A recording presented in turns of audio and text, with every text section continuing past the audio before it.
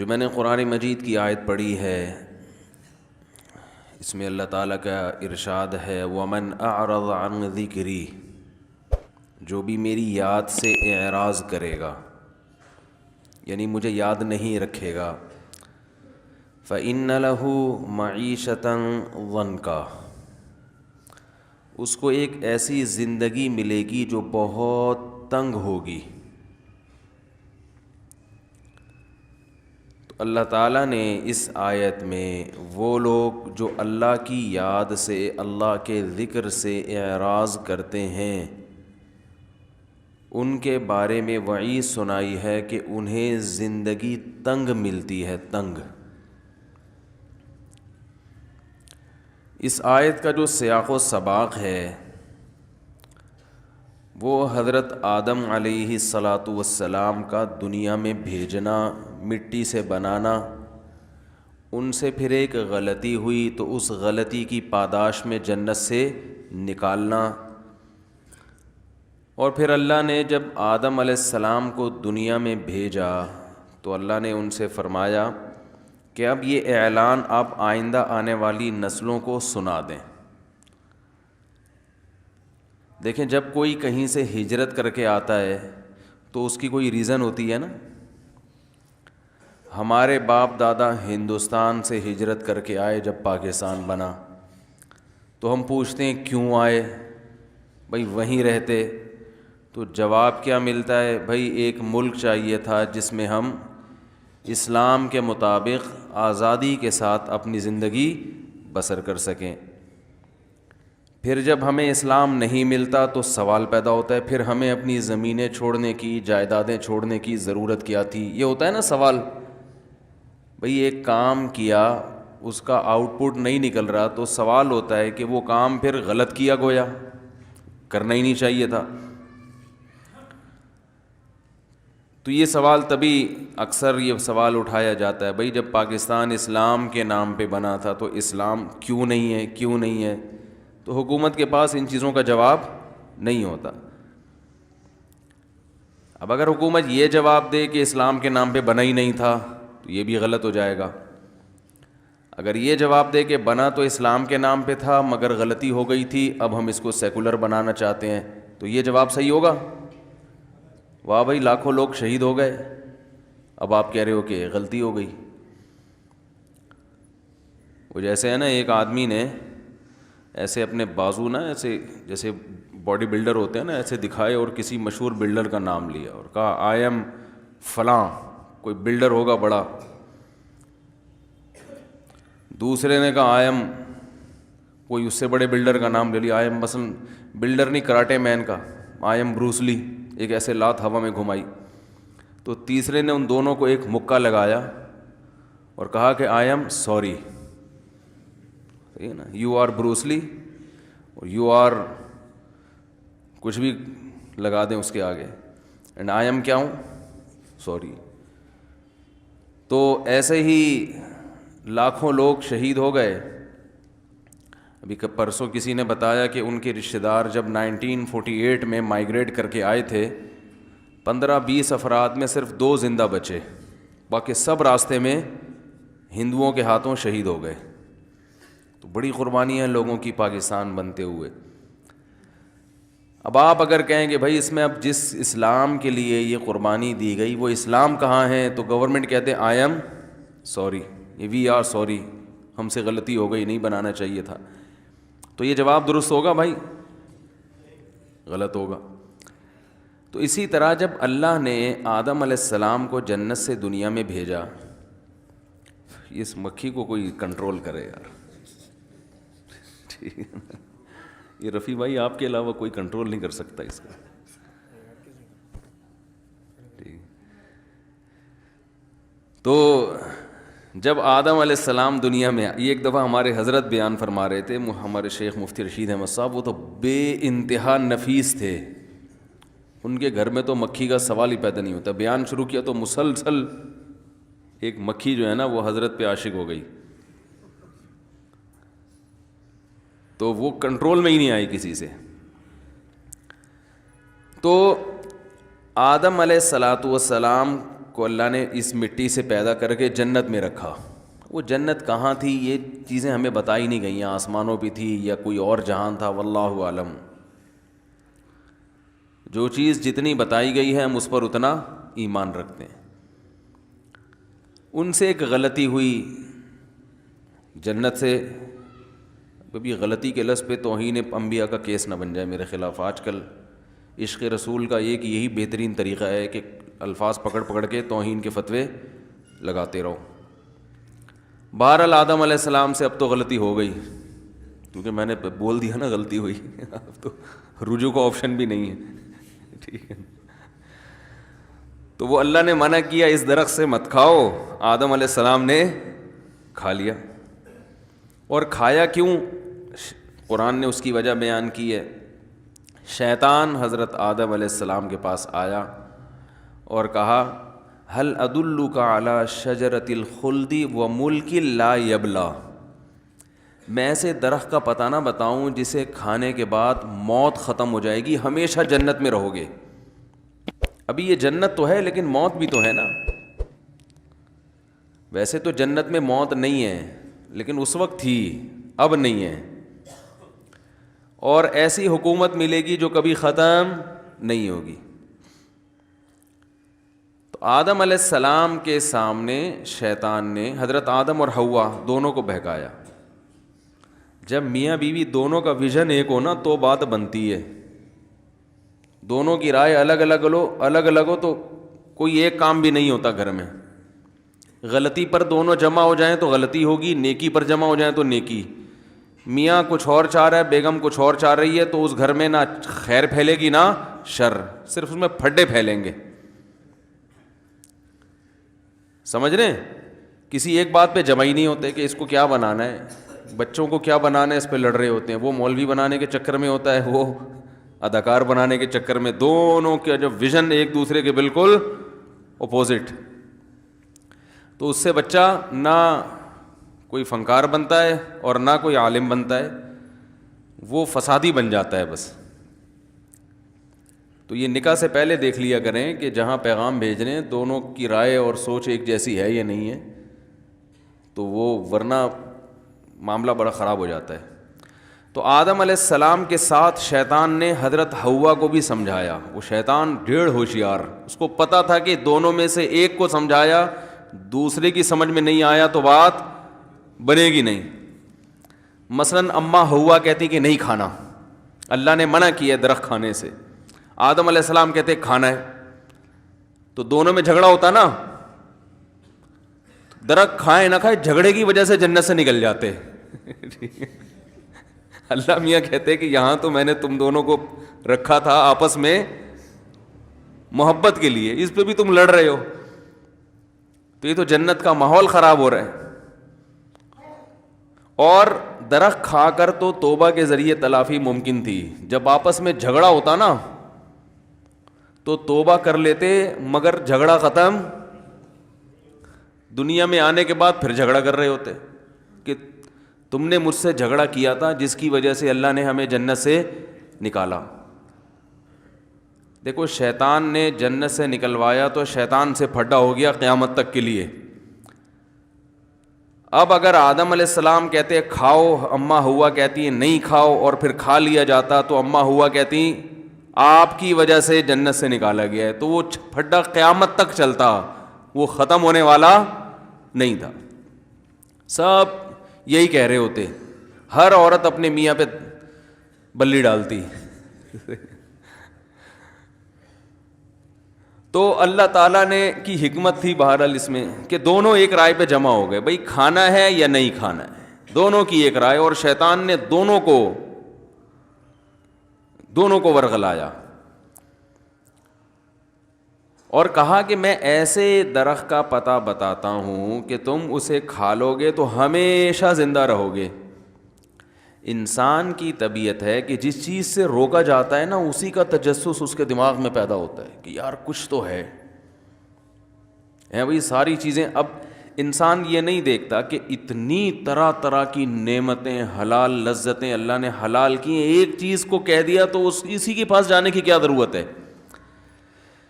لیکن شیطان کا وار آپ دیکھو، شیطان اسی چیز کی رغبت دل میں ڈالتا ہے اور اس میں کچھ یعنی اس کو ایسا مزین کر کے پیش کرتا ہے کہ انسان کو لگتا ہے کہ اصل لذت تو اللہ نے رکھی ہی اس میں ہے، حالانکہ ایسا ہوتا نہیں ہے. یعنی شیطان نے یہ دھوکے میں ڈال دیا کہ یہ ایسا درخت ہے جسے کھانے سے اس لیے روکا جا رہا ہے کہ ہمیشہ ہمیشہ جنت میں رہو گے، موت کا تصور ہی ختم ہو جائے گا. یہ گویا ایک ہوتا ہے نا آب حیات، یہ ثمرہ حیات ہے، یعنی ایسا پھل ہے ثمر حیات کے جسے کھانے سے زندگی ملتی ہے. آدم علیہ الصلاۃ والسلام شیطان کے ورغلانے میں آ گئے. انبیاء سے غلطی نہیں ہوتی، غلطی کا مطلب گناہ نہیں ہوتا، مگر ایک خطا انبیاء سے ہو سکتی ہے، وہ یہ کہ اجتہادی غلطی جسے کہا جاتا ہے. اور انبیاء کی جو اجتہادی غلطی ہے اللہ اس پہ بھی ان کو ایسے ہی پکڑتے ہیں جیسے کسی عام شخص کو حقیقی غلطی پر. تو علماء نے لکھا ہے کہ اس جنس کے بہت سارے درخت تھے. وہ درخت کیا تھا ہمیں نہیں پتا، وہ لوگوں نے کہا گندم تھا، اللہ ہی بہتر جانے کیا تھا. گندم کا تو ویسے بھی درخت ہوتا ہی نہیں ہے، لوگ بھی چھوڑتے ہیں تو دیکھتے نہیں ہیں کہ یہ بن بھی رہا ہے کہ نہیں بن رہا. گندم کا درخت تھا کہتے ہیں. ابھی مجھے خیال آیا، ہم تو بچپن سے یہی سنتے آ رہے ہیں گندم کا درخت، لیکن اب خیال ہو رہا ہے کہ درخت گندم کا ہوتا ہی نہیں ہے. تو بہرحال وہ کچھ بھی ہو سکتا ہے. تو آدم علیہ السلام کے ذہن میں خیال آیا کہ اللہ نے یہ کہا ہے وَلَا تَقْرَبَا هَٰذِهِ الشَّجَرَةَ، ہادہ اشارہ کے وقت کہا جاتا ہے، یہ والا درخت اس کے قریب مت جانا. مطلب یہ تھا کہ یہ اس ٹائپ کے جتنے بھی درخت ہیں، مثلاً فرض کر لیتے ہیں وہ آم کا درخت تھا، تو مراد یہ تھا کہ یہ آم کھانے پر پابندی ہے، باقی جو مرضی کھاؤ.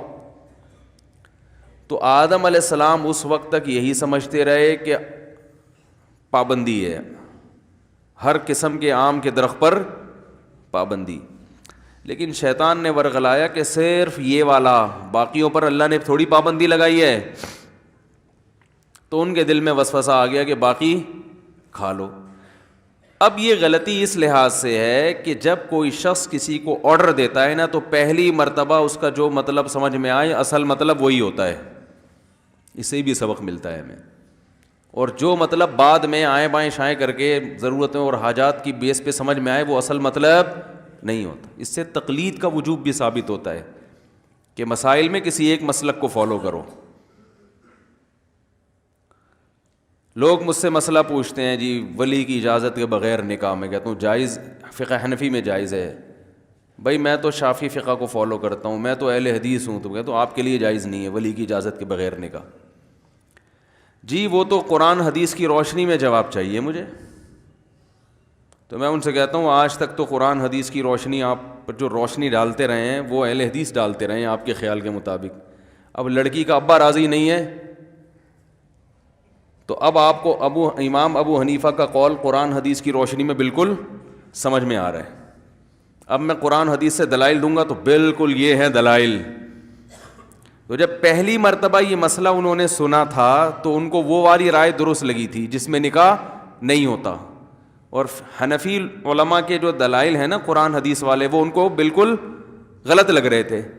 لیکن جب اپنا مسئلہ آیا تو اب یہ والے صحیح لگ رہے ہیں، وہ والے بولتے کیوں نہیں بھائی غلط لگ رہے. جب تک 3 طلاقیں نہیں دی ہوتی تو مفتی طارق مسعود صاحب کے بیان بھی بہت اچھے ہیں، مولانا طارق جمیل صاحب بھی زندہ باد، اور امام حنیفہ کی تو کیا ہی کہنا بھائی، بڑے آرام سے دلائل سمجھ میں آتے ہیں. لیکن جب دے دی 3 تو اب وہ دلائل سمجھ میں آ رہے ہیں جن میں 3 نہیں ہوتی. یہ انسان کی نیچر ہے. اسی پہ پابندی لگانے کے لیے علماء نے کہا ہے کہ ایک مسلک کو فالو کیا جائے. خواہشات کی بیس پہ دین تبدیل کرنا، قرآن حدیث کا لیبل ہر شخص لگاتا ہے، لیکن آپ کو اس کے دلائل زیادہ سمجھ میں آتے ہیں جہاں آپ کی خواہشات جا رہی ہوتی ہیں. ایک تو ویسے بھی یاد رکھو انسان کو پرومیننٹ ہونے کا بڑا شوق ہے، نمایاں ہونے کا. جو سب جس کو فالو کر رہے ہو نا اسی کو فالو کرو گے تو اخبار میں نام تھوڑی آئے گا. ارے بھائی کسی کنٹری میں ایک ہی فقہ کو فالو کیا جا رہا ہو صدیوں سے, آپ بھی اسی کو فالو کرو گے تو کوئی چینل چلے گا آپ کا, اخبار میں نام آئے گا, شہرت ہوگی. آپ کچھ الگ سے کوئی چیز لے کر آؤ مارکیٹ میں, نماز بھی آپ کی تھوڑی سی ڈیفرنٹ ہو, مسائل بھی تھوڑے سے ڈیفرنٹ ہو, اور سب کو غلط کہو کہ یہ سارے غلط ہیں, میں ہوں صحیح, تو پھر آپ کی دکان چلے گی. سمجھ میں آ رہی ہے بات؟ تو بعض لوگوں کو قرآن حدیث کے دلائل اس لیے سمجھ میں آ رہے ہوتے ہیں, حالانکہ دلائل دوسری طرف بھی ہوتے ہیں, لیکن یہ والے اس لیے سمجھ میں آ رہے ہوتے ہیں کہ ان سے ان کی دکان چل رہی ہوتی ہے. اور ویسے بھی 3 طلاق کے مسئلے میں تو اہل حدیث کا مسلک 100% غلط ہے. 3 طلاق میں تو ان سے فتویٰ لینا کسی بھی صورت میں جائز نہیں ہے. یہ الگ ٹاپک ہے, اس پہ میں کئی دفعہ دلائل سے بات کر چکا ہوں, دوبارہ ریکارڈ کرواؤں گا انشاءاللہ. ابھی میں اصل ٹاپک کی طرف آتا ہوں.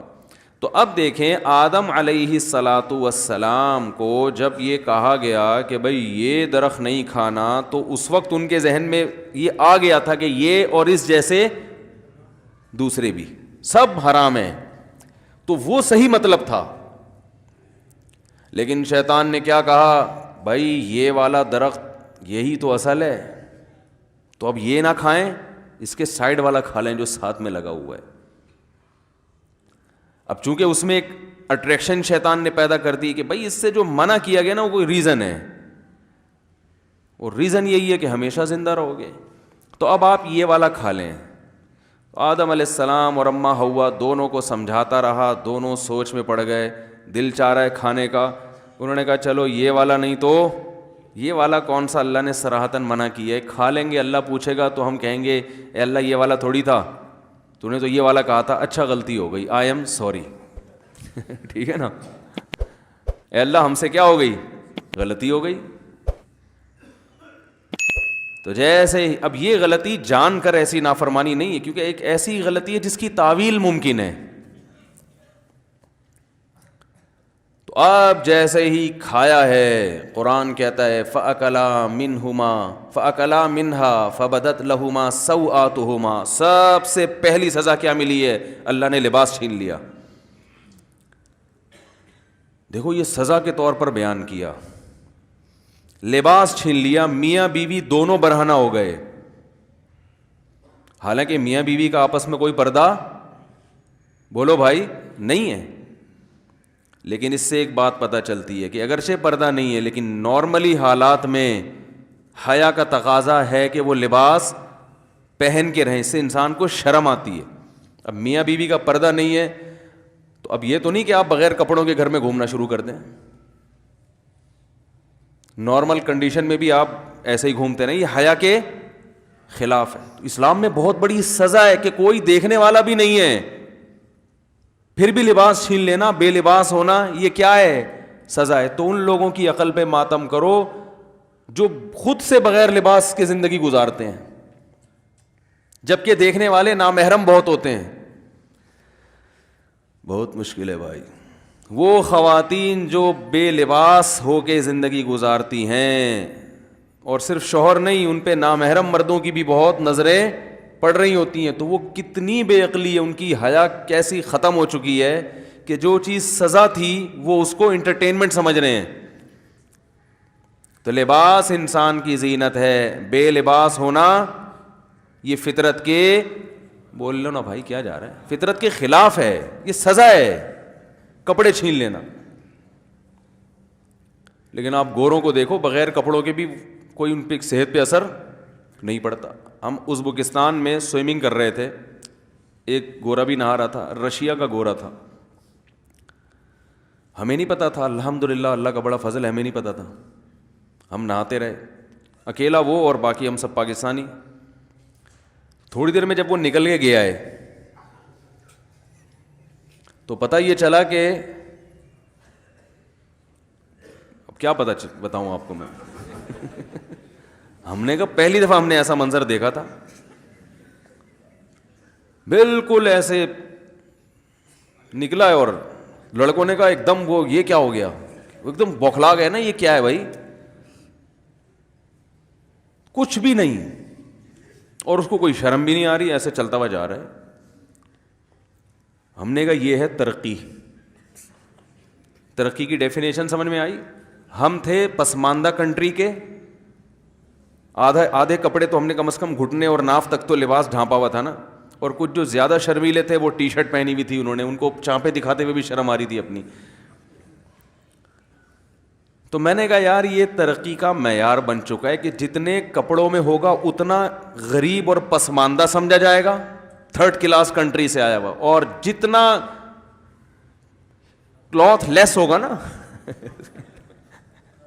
جتنا کپڑوں سے پاک ہوگا اتنا زیادہ ترقی. روس تو ترقی یافتہ ملک ہے نا, رشیا کا تھا وہ بندہ, کیونکہ ہمیں تو پھر انکوائری تھی, ہم نے کہا یہ کون سے کنٹری کا آیا بھائی, کس کنٹری میں اتنی آزادی ہے.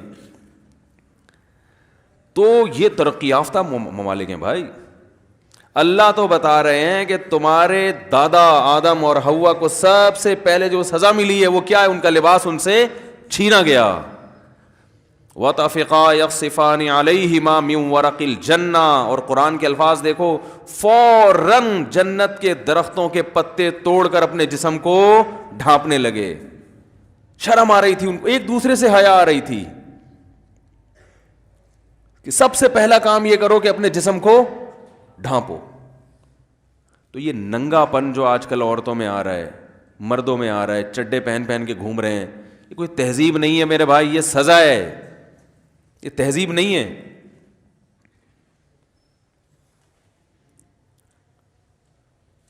شریعت میں مرد کو حکم ہے کہ ناف سے گھٹنوں تک یہ 24 گھنٹے چھپانا ہے, سمجھ رہے ہیں, یہ محرم سے بھی چھپانا ہے اور نامحرم سے بھی چھپانا ہے. اور عورت کو حکم یہ ہے کہ وہ اپنے چہرے اور دونوں ہاتھوں کی کلائیوں کے علاوہ پورا ڈریس نامحرم سے ہر وقت چھپائے, اور فتنے کا اندیشہ ہو تو چہرہ چھپانا بھی فرض ہے. اور جوان عورت کو چونکہ فتنے کا اندیشہ ہے لہذا اس کے بارے میں فتویٰ یہی ہے کہ اس پر چہرے کا پردہ فرض ہے. جو یہ کہتا ہے جوان عورت کے چہرہ چھپانا فرض نہیں ہے, اس میں فتنہ نہیں ہے, تو وہ پاگل ہے. سارا فتنہ کہاں سے ہوتا ہے؟ تو چہرے سے ہوتا ہے. تو یہ اسلام کا ایک بنایا ہوا نظام ہے, کرنا پڑے گا. اور اسی طرح جو خواتین گھر میں رہتی ہیں جہاں سب محرم ہوں تو ٹھیک ہے, وہاں چہرہ بھی کھول سکتی ہیں, کلائیاں بھی کھول سکتی ہیں, لیکن کھول سکنے کا مطلب یہ نہیں کہ کھولیں. پراپر ڈریس یہی ہے کہ پورا جسم پہ لباس ہو. آج کل مسئلہ یہ ہے کہ نئے نئے لوگ جو علم حاصل کرتے ہیں نا, علم میں عمق اور گہرائی نہیں ہوتی, بس وہ قرآن اور حدیث کی ظاہری نصوص کو دیکھ کر فتوے لگاتے ہیں. دیکھیں اللہ تعالیٰ نے مرد کو حکم دیا ناف سے لے کے گھٹنے تک ڈھانکنا ضروری ہے, تو اب اس کا یہ مطلب ہے کہ آپ یہاں, میں یہاں بنیان پہن کے آ جاؤں ہے بھائی, یا آپ گھر میں بس ناف سے گھٹنوں تک کی ایک چادر باندھیں اور اوپر چانپیں واپیں پسلیاں وسلیاں وہ ساری دنیا دیکھ رہی ہو, یہ اچھا لگے گا؟ بھائی شریعت نے ایک آخری حد بیان کی ہے کہ یہاں سے یہاں تک تو ہے ہی, اس کے علاوہ جتنا لباس پہنو گے اس میں تمہاری زینت اور حیا کے زیادہ قریب ہے, وہ پسندیدہ ہے, شریعت اس پہ آپ کی تعریف کرتی ہے. اسی طرح یاد رکھیں عورت کا جو ڈریس ہے وہ محرم یعنی اپنے بھائی اور باپ کے سامنے کلائیاں کھول سکتی ہے, پنڈلیاں کھول سکتی ہے, گردن کھول سکتی ہے, سر کے بال کھول سکتی ہے. یہ گنجائش دی ہے شریعت نے, ترغیب نہیں ہے. گنجائش اس لیے کہ لا تو قیامت تک کے لیے بنتا ہے نا, ترغیب یہی ہے کہ بھائی پراپر ڈریس میں رہے. جب باپ آئے جوان بیٹی کے سامنے تو بیٹی کو چاہیے کہ سر پہ بولو نا بھائی چادر لے لے, چاہیے, ترغیب ہے اس کی. یہ پراپر ڈریس ہے مسلمان عورت کا. عرب کنٹریز میں خواتین کے ڈریس ایسے ہو گئے ہیں کہ الامان والحفیظ, اور جب ان سے کہا جاتا ہے کہ یہ کیسا ڈریس ہے, اتنی فٹنگ کے کپڑے اور یہ کلائیاں کھلی ہوئی ہیں اور ہاف سلیو بلکہ سلیو لیس کپڑے پہنے ہوئے ہیں, تو کہتی ہیں بھائی سے پردہ کہاں ہے, قرآن حدیث میں دکھاؤ. بھائی بھائی کے سامنے پورے بازو کا چھپانا فرض ہے, قرآن حدیث میں کہاں ہے؟ تو میں ان سے سوال پوچھتا ہوں قرآن حدیث سے دکھاؤ کسی ایک صحابیہ نے یہ ڈریس پہنا ہو, تو جواب ملتا ہے کہ وہ ان کا کلچر ہے. یہ مغربی یلغار ہے. جب حیا ختم ہو گئی نا معاشرے میں حیا ختم ہو گئی تو قرآن حدیث کی تشریحات کے اصول بھی بولو بھائی چینج ہو گئے. تو یہ بالکل ایسا ہی ہے جیسے جب کوئی یہ دلیل دیا کرے نا کہ بھئی یہ سلیو لیس کپڑے پہن کے بھائی کے سامنے آنا جائز ہے کیونکہ بازوؤں کا بھائی سے پردہ نہیں ہے, تو ان سے بولا کریں کہ بھائی کو بھی چاہیے کہ وہ چڈی میں آپ کے سامنے آ کے بیٹھا کرے, کیونکہ وہ اس پر بھی یہ جو اوپر کی باڈی ہے اس کا پردہ فرض نہیں ہے. تو کبھی مجبوری میں نہا دھو کے آدمی باہر نکلا تو چلو ٹھیک ہے, لیکن نارملی کوئی مرد ایسا نہیں کرتا. اب یہ الگ بات ہے مرد پراپر ڈریس پہن رہا ہے اور اس کے لیے اس کو قرآن و حدیث سے دلیل نہیں چاہیے. عورت آدھے کپڑے پہن رہی ہے اور دلیل میں قرآن و سنت کا حوالہ پیش کر رہی ہے. اس کا مطلب یہ کہ یہ قرآن و سنت نہیں ہے, اپنی خواہشات ہے جس پر, اور حیا بے حیائی ہے, بے شرمی ہے, جس پر لیبل کس کا لگایا جا رہا ہے, قرآن و سنت کا. اس کی میں ایک مثال دیتا ہوں, اس سے بات سمجھ میں آئے گی. بعض خواتین یہ دلیل دیتی ہیں کہ عورت کے لیے بال کٹوانا جائز ہے. دلیل حدیث, رسول اللہ صلی اللہ علیہ وسلم کا جب انتقال ہوا تو امہات المومنین نے اپنے بال چھوٹے کرا لیے آپ صلی اللہ علیہ وسلم کی وفات کے بعد. تو جب امہات المومنین کے لیے بال چھوٹے کرانا جائز ہے اور کسی نے اس پر انکار نہیں کیا, تو آج خواتین بال چھوٹے کیوں نہیں کرا سکتی؟ دلیل سمجھ میں آئی ہے بھائی؟ آ رہی ہے سمجھ میں دلیل؟ یہ دلیل غلط ہے. آج خواتین جو بال چھوٹے کرواتی ہیں زینت پیدا کرنے کے لیے, شو مارنے کے لیے. امہات المومنین نے شو ختم کرنے کے لیے بال چھوٹے کروائے ہیں, زینت کو ختم کرنے کے لیے, کہ جس کے سامنے بن سمرا کرتی تھیں محمد صلی اللہ علیہ وسلم, جب ان کا انتقال ہو گیا اور اب ہمیں مزید نکاح کی اجازت بھی نہیں ہے, تو اب زینت کا دروازہ بند. اب کس کو دکھائیں لمبے بال؟ تو لمبے بالوں میں عورت کی زینت ہے. اگر عورت چھوٹے بالوں میں زینت سمجھتی ہے تو یہ تغییر خلق اللہ ہے, اللہ کی بنائی ہوئی تخلیق کو تبدیل کرنا ہے, یہ حرام ہے, ناجائز ہے. بھائی ہاں ہوں کر لیا کریں, سمجھ میں آ رہا ہے؟ تو انہوں نے تو زینت ختم کرنے کے لیے اور آپ شو مارنے کے لیے. اسلام میں عورت کے لمبے بالوں میں زینت, اللہ نے عورت کو لمبے بال دیے اس لیے کہ دیکھو آدمی جتنے لمبے بال کر لے, یہاں سے نیچے, ہم نے تو رکھ کے دیکھے ہیں نا, یہاں سے نیچے بال نہیں نکلتے, بہت زیادہ ہوں گے یہاں تک آ جائیں گے, اس آدمی کے بال اس سے نیچے نہیں, اور پھر مزید بڑھانے کی کوشش کرے گا تو پرانے والے بھی ختم ہو جائیں گے. حقیقت ہے. اور ایک عمر کے بعد آدمی یہاں سے کیا ہو جاتا ہے, دو قسم کے گنجے پن آتے ہیں مردوں میں. کچھ لوگ ہوتے ہیں یہاں کے بال رہتے ہیں, بیچ سے گنجے ہو جاتے ہیں, یہ پھر بھی غنیمت ہے کیونکہ بیچ میں تو کوئی دیکھتا نہیں ہے نا جھانک کے. اور کچھ ایسے ہوتے ہیں یہاں سے ایئرپورٹ بننا شروع ہوتا ہے, یہاں تک پہنچ جاتا ہے. وہ یہ ہر مرد کے ساتھ ہوتا ہے, لیکن خواتین کے ساتھ ایسا نہیں ہوتا, کیونکہ اگر ان کے ساتھ ایسا ہوتا تو پھر عورت نہ نظر آتی. اللہ کو یہ بات برداشت نہیں ہے کہ عورت ہو اور مرد نظر آئے. تو اس لیے اللہ نے عورت کی زینت سر کے بالوں میں رکھی. پہلے بالوں کے شیمپو آتے تھے, سر میں تیلوں کی مالش ہوا کرتی تھی, خواتین بال بڑھایا کرتی تھیں, اور اسی میں ہمیشہ مسلم معاشرے میں ایسا ہی ہوتا رہا ہے. اب گوروں میں, انگریزوں میں, یہ پھر اس وقت کوئی دلیل نہیں دیتی تھی خاتون کے امہات المومنین نے بال کٹوا لیے تھے. وہ بھائی نبی کی موجودگی میں کبھی بھی نہیں کٹوائے, وفات کے بعد کٹوائے ہیں.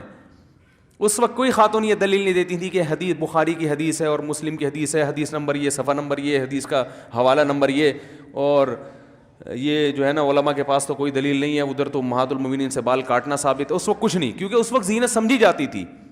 جب انگریز بر صغیر میں آیا, حضرت حکیم الامہ مولانا اشرف علی تھانوی رحمہ اللہ نے لکھا ہے کہ ہماری عورتیں ان کی عورتوں کو دیکھ کر ان سے متاثر ہونے لگی ہیں, اور اس کے اثرات آئے. وہی پرکٹی کس ٹائپ کی عورتیں ہوتی ہیں نا, بال کٹی, وہی پینٹیں, وہی شرٹیں, وہی سارا کلچر ہمارے یہاں آ گیا. اب اس پہ لیبل کیا لگا لیا, قرآن حدیث میں ناجائز کہاں ہے, یہ ناجائز کہاں لکھا ہوا. عرب کے اکثر عربوں کا کلچر تباہ ہو گیا, اس کی حیا ختم ہو گئی. تو بچپن میں اپنی بچیوں کو سکھایا کریں کہ باپ جب گھر میں آئے جوان بیٹی سر پہ بولو بھائی چادر لے لے, بھائی جب آئے تو جوان بہن کو چاہیے کہ سر پہ دوپٹہ لے لے. زیادہ سختی نہ کریں, کوئی حلال و حرام کا مسئلہ نہیں ہے, لیکن کم از کم جو بے حیائی ہمارے معاشرے میں پھیل رہی ہے, جو ماڈرنزم پھیل رہا ہے جس قسم کا, جس سے حیا ختم ہوتی جا رہی ہے, اس کے خلاف کچھ تو انسان جہاد کرے نا, کچھ تو رکاوٹ ڈالے اس میں. آج باپ کو شکایت ہے کہ بیٹی سنتی نہیں ہے بات کو, بھائی کو شکایت ہے کہ چھوٹی بہن پہ بھی میرا زور نہیں چلتا. اس لیے نہیں چلتا کہ اس سے حیا کیا ہو گئی ہے, ختم.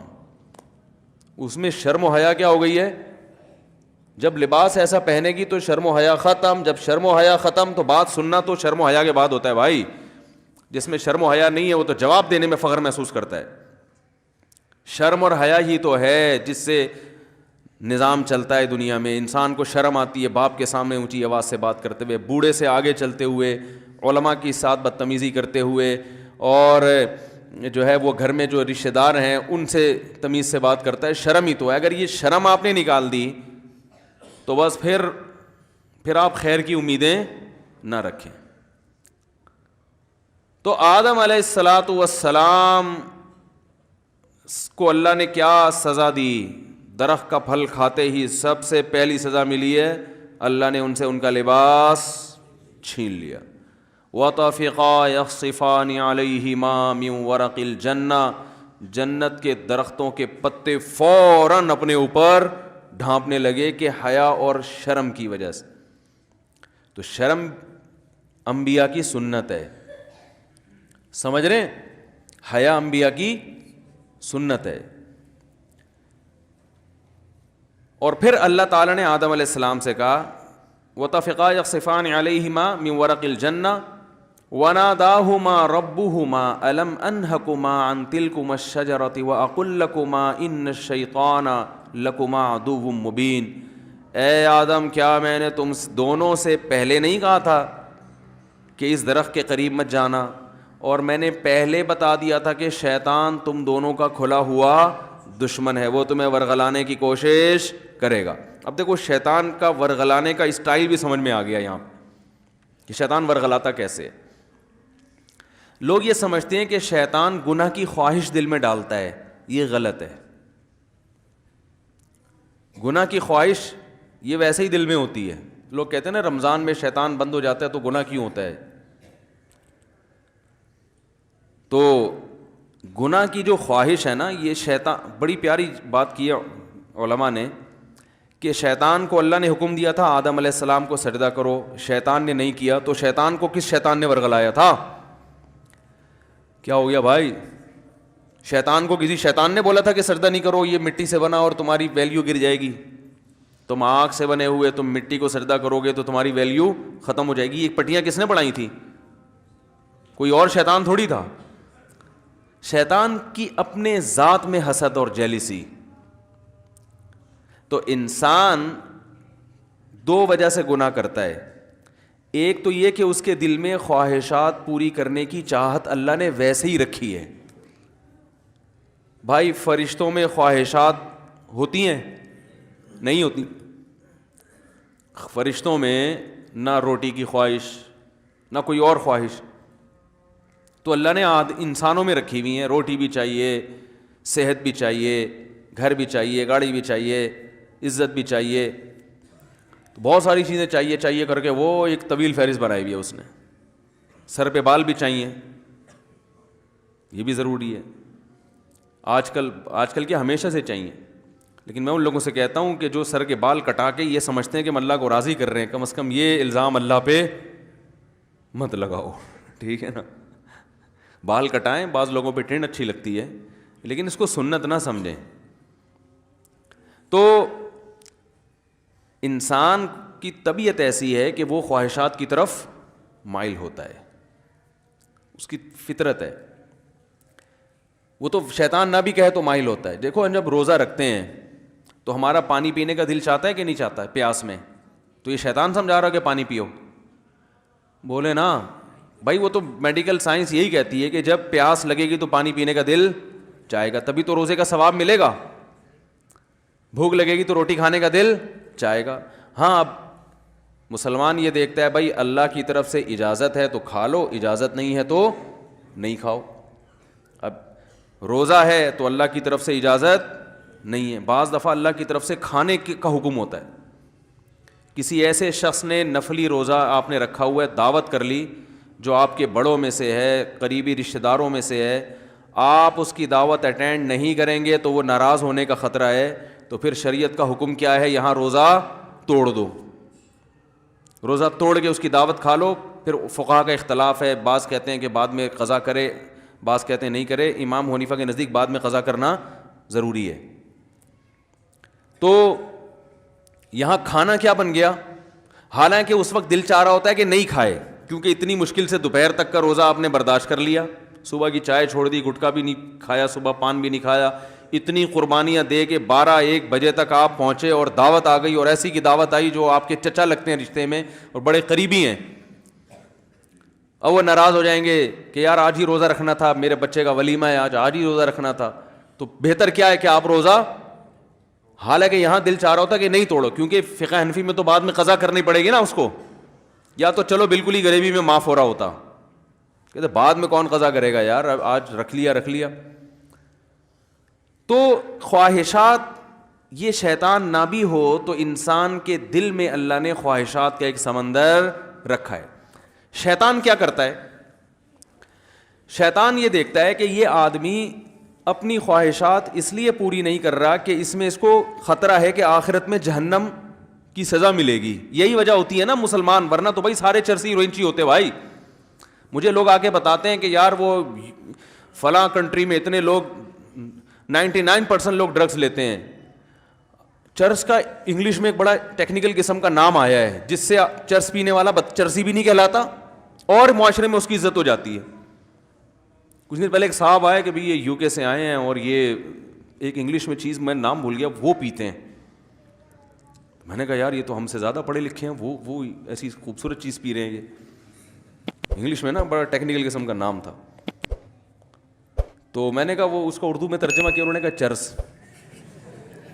تو میں نے کہا یہ بولو چرسی ہے بھائی.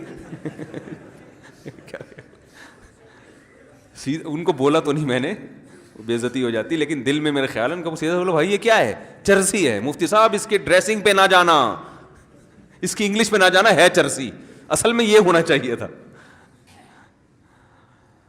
تو اب کیا ہے کہ وہ وہاں تو بہت زیادہ نشہ ہے نا, تو لوگ کہتے ہیں وہ اتنا نشہ کرتے ہیں, ہر آدمی شراب پیتا ہے, ہر آدمی زنا کر رہا ہے. تو میں کہتا ہوں بھائی وہ تو کریں گے, جب ان کا خیال ہے کہ زنا پہ کوئی سزا ہی نہیں ملنے والی ہے بھائی, تو 2 دن کی زندگی کوفت سے کیا فائدہ, لائف کو انجوائے کرو. وہ صحیح کر رہے ہیں اپنے حساب سے.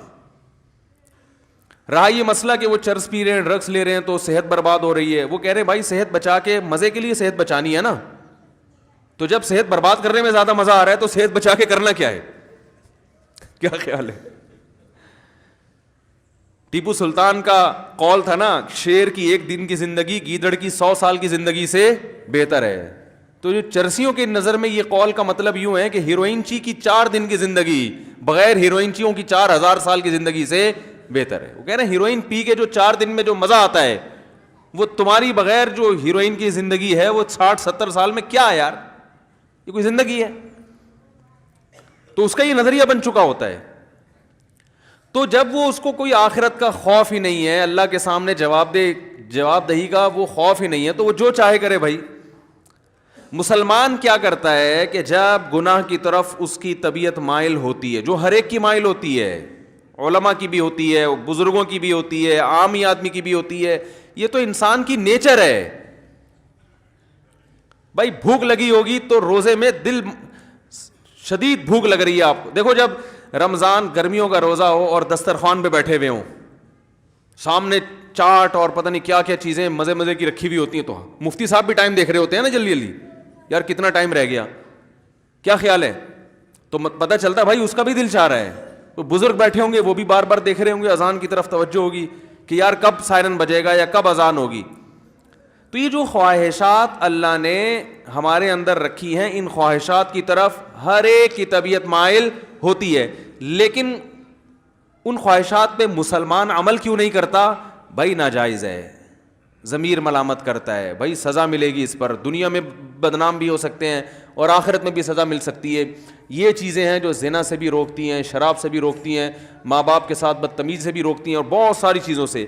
شیطان کیا کرتا ہے کہ جب آپ بریک لگا رہے ہو نا, اس کے انجام کو دیکھ کے, تو شیطان اس کا بھیانک انجام پہ ایک چمک پٹی جو ہے نا, یا ایک خوبصورت چادر لگا کے اس بھیانک انجام کو خوبصورت کر کے دکھا دیتا ہے. بات آ رہی ہے سمجھ میں؟ شراب پینے والا جو پہلی دفعہ شراب پیتا ہے تو اسے پتا ہوتا ہے کہ یہ غلط ہے, تبھی وہ کبھی اپنی اولاد کے لیے شراب کو پسند نہیں کرے گا کہ میرے بچے بھی شرابی ہوں, میری بیگم بھی شراب پیتی ہو, میرے ابا بھی پیتے ہوں, میری اماں بھی پی, وہ کہے گا میں ہی پیوں, باقی میرے رشتے داروں میں کوئی نہ پیے. تو پہلی دفعہ جب شیطان اس کو شراب پلواتا ہے, اسے پتا ہوتا ہے کہ یہ انسان کو پتا ہوتا ہے یہ غلط ہے, اس کا انجام برا ہے, سے جگر خراب ہو جاتا ہے, اور پھر عادت پڑ جاتی ہے, جو نہیں ملے گی تو دماغ خراب ہوگا, اور قتل بھی ہو جاتے ہیں, سب واقعات اس کے سامنے ہوتے ہیں. لیکن وہ یہ کہہ کے پیتا ہے کہ شیطان اسے کہتا ہے اگر تم نے یہ لذت حاصل نہیں کی اور اس کے بغیر ہی دنیا سے چلے گئے تو یہ مزہ تو بولو بھائی رہ گیا. بعض دفعہ یہ کہتا ہے پی لو, ایک دو دفعہ سے کیا ہوتا ہے توبہ کر لینا.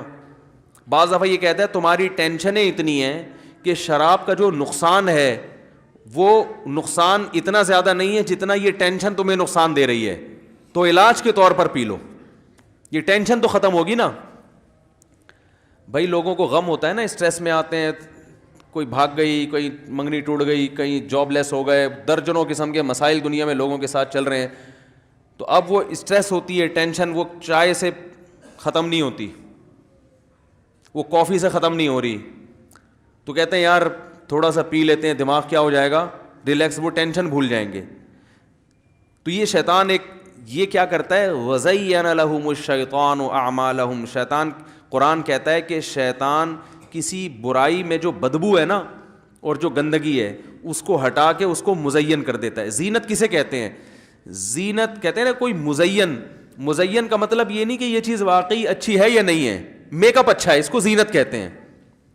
بھائی زینت اوپر کی چیز ہے نا, خواتین جو بیوٹی پارلر میں جا کے بنتی ہیں تو کیا اندر سے تھوڑی چینج ہو جاتی ہیں؟ جو بدصورت ہے وہ بدصورت ہی رہتی ہے, جو خوبصورت ہے وہ خوبصورت, لیکن بدصورت کو ڈسٹیمپر کر کے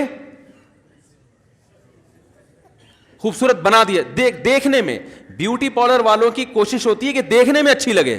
دولہا بھی آج کل بیوٹی پارلر جا رہے ہیں تو اس کا مقصد کیا ہوتا ہے, دیکھنے میں کیسا لگے. تو زینت کا تعلق دیکھنے سے ہے کہ دیکھنے والوں کو اچھا لگے, حقیقت میں اندر سے اچھا ہو یا نہ ہو. کیونکہ اندر سے اچھا کرنا اس کے لیے بادام کھانے پڑیں گے روزانہ 1 پاؤ, پستے کھانے پڑیں گے, اور پھر ایکسرسائز, جاگنگ. کہتے ہیں یار 6 سال میں جا کے پھر بھی یقین نہیں ہے کہ لگیں گے بھی نہیں لگیں. صحیح ہے نا.